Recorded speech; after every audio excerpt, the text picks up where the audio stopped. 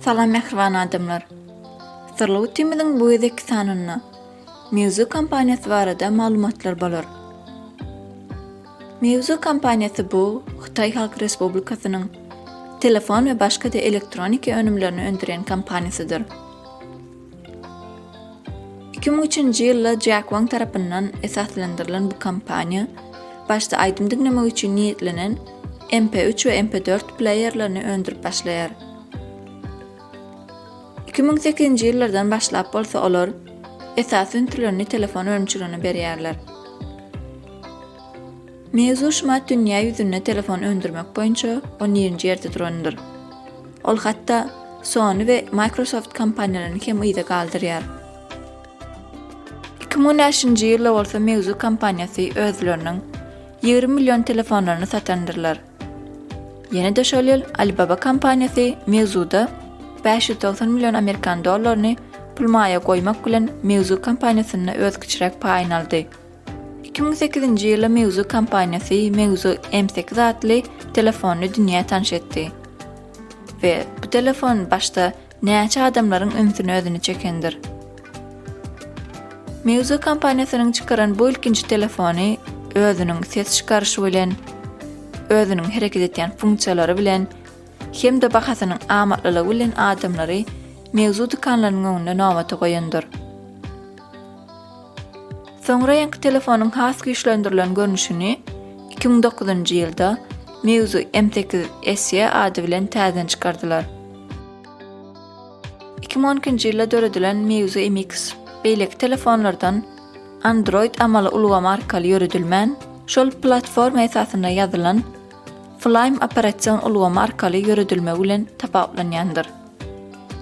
Bunyň aýratynlyklaryny sanasak, programmalarynyň ütköşük dizayn edilmegi we embek adly ütköşük funksiýasynyň bolmagydyr.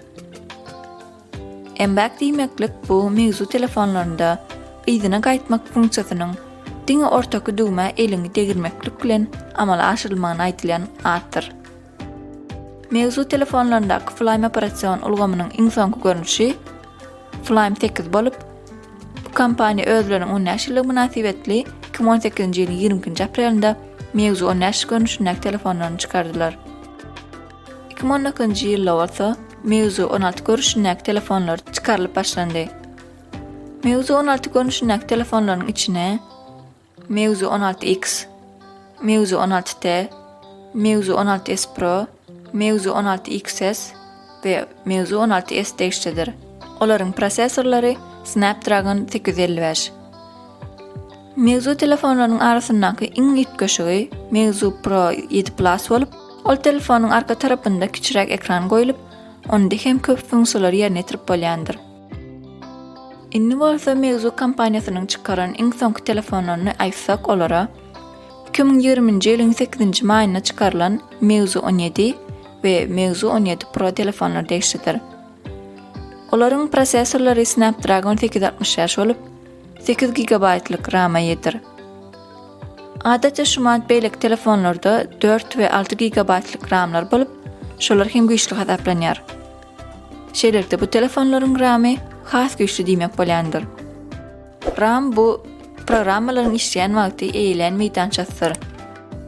Telefon önümçiligine näşary Meizu kompaniýasy geçen ýyl 2019-njy ýylda Meizu Pop 2 adly simsiz Bluetooth arkaly işleýän kulaklygy döretdi.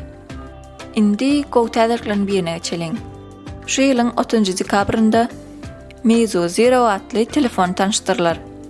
Bu telefon dolluğuna deşiksiz, ýagny kolonka, sim kart, USB kabel girişli, kulaklyk girişli we beýleki ençe deşikleri aýrylan ilkinji telefon bolar. O telefonyň ýany bilen simsiz zaryat berici aksesuar gelip we galan ähli işler Bluetooth arkaly amala aşyrlar. Sim kart bolsa sim kart görnüşiniň içine oturdulyp, ýani internetiň üstü bilen işledilýär.